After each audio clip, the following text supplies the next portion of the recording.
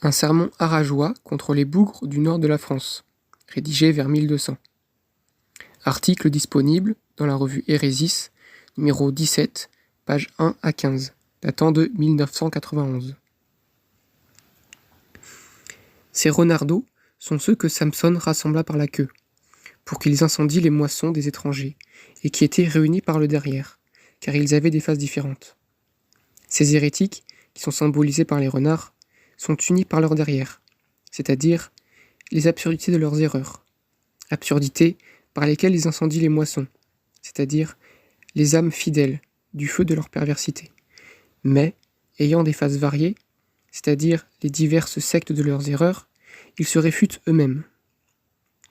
Ils déchirent la tunique sans couture du Seigneur Dieu, c'est-à-dire l'unité de l'Église, et en se battant entre eux, ils font la victoire de l'Église.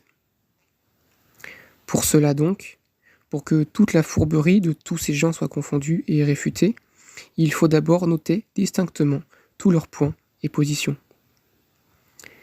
Il faut donc savoir que les bougres de la charité, et tous leurs complices en quelques endroits du monde qu'ils soient, et tous les disciples du mauvais auton, qui souillent tous les confins de ce royaume du venin de leur méchanceté, enseignent ces divagations de leurs disciples infâmes que voici. Premièrement, ils affirment que le baptême ne sauve pas les petits-enfants, et que la confession des péchés est sans valeur et ne profite pas à qui se confesse. Pour ce qui est des non-parfaits, ils jugent qu'ils doivent se livrer pêle-mêle à la luxure, et ainsi ils méprisent le sacrement du mariage. Ils disent que les ordres sacrés ne sont pas une institution divine, mais humaine, et ainsi ils ne croient pas que les prêtres ou les évêques ont le pouvoir de lier ou de délier, et donc que personne ne doit obéir aux prélats de la Sainte Église, à ce qu'ils enseignent. Ils disent, ces créatures du diable, que la célébration de l'Eucharistie est une œuvre du diable. Pour eux, la résurrection des corps n'est rien, mais ils croient cependant à l'éternité des âmes. Ce qui veille chez eux, c'est la perversité de vigilance, à savoir qu'ils se font gloire d'ignorer en cette vie les âmes des saints, et de tenir pour oiseuses les larmes avec lesquelles nous prions les saints pour qu'ils prient pour nous. Ils affirment, à la suite de Manier de ses complices, que Dieu n'a rien fait qui ne soit transitoire et caduc. Le soleil, la lune, tous les astres et les 4 éléments, ils disent sottement qu'ils furent fabriqués par celui qui a dit « Je monterai au ciel et poserai mon trône à l'Aquilone ». Et pour passer vite là-dessus, ils enseignent avec impudence qu'il existe 2 principes des choses.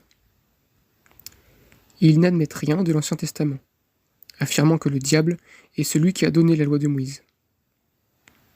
Parmi les complices d'un dogme si pervers, il en est certains qui se nomment parfaits, qui imposent les mains aux autres et racontent qu'ils donnent ainsi le Saint-Esprit.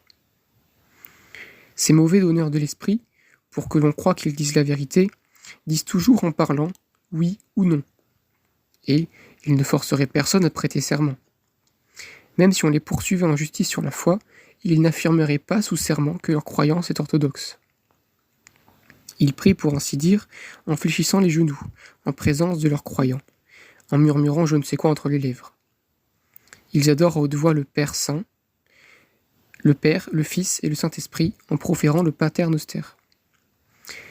Ils ne mangent ni viande, ni œufs, ni fromage.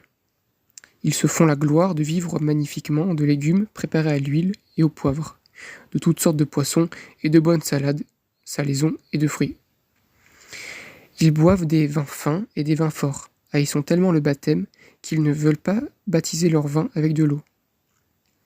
Ils se cachent en vêtements laïques, marchant d'un air simple pour tromper ainsi les gens simples, pour que les loups soient pris pour des agneaux et pour pouvoir perdre plus facilement.